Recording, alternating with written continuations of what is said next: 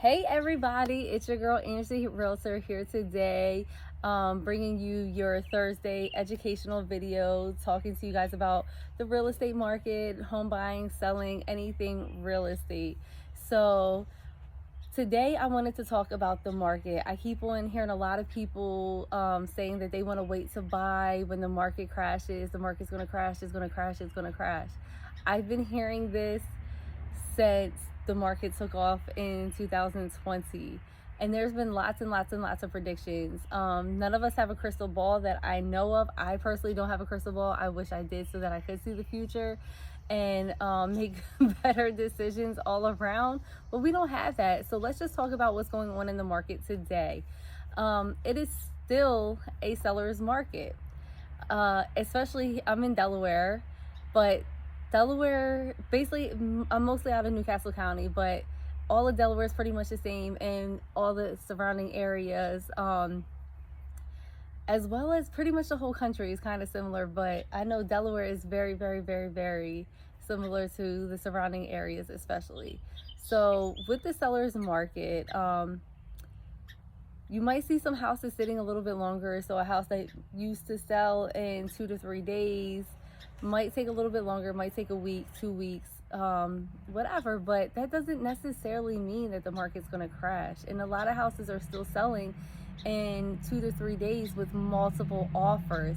So you really have to take that into consideration. Like, there's various reasons why a house might sit a little bit longer. A lot of people want something that's updated. It might be, the price might be right, but a lot of people don't want to necessarily move into something that needs some work, or they are an FHA buyer, and FHA might not lend on that unless it's a renovation loan, and there's so many different reasons. So yeah, it's still a seller's market, even with interest rates that have went up about 43% in the last year, and we are still having a huge demand in housing. So in order for the market to crash, you would have to have supply go above demand, and we're just not there. We would have to double to triple the amount of supply that we have to even kind of like even out the market. So I don't see that happening anytime soon. Like, builders aren't big enough, building fast enough. We need supplies, and sellers aren't selling their house.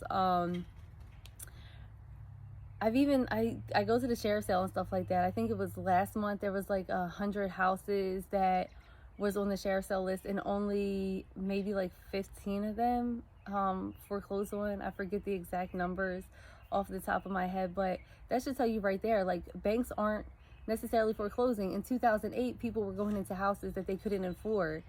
Now you have people that are, the lending requirements are a little bit harder.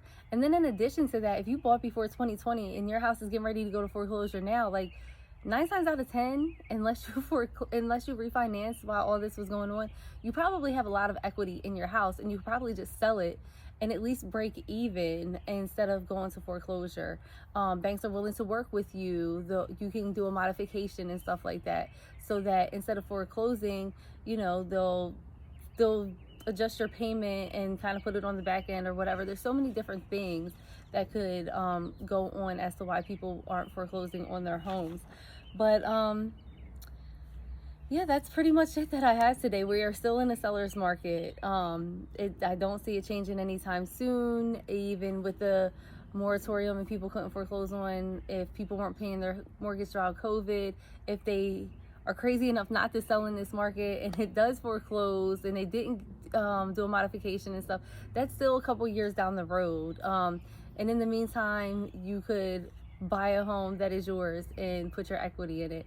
And then if interest rates go down, just refinance when they go down. There's so many different options, but we are still in a seller's market. And that's what I have for you today. If anybody is looking to buy, sell, or have any real estate needs in the state of Delaware currently, give me about a couple weeks and I will be licensed in Maryland as well. Please feel free to give me a call, send me a message, text me, email me, whatever. I'm here for your real estate needs. I appreciate you guys watching today, and I look forward to hearing from you guys. I hope you have a fabulous day.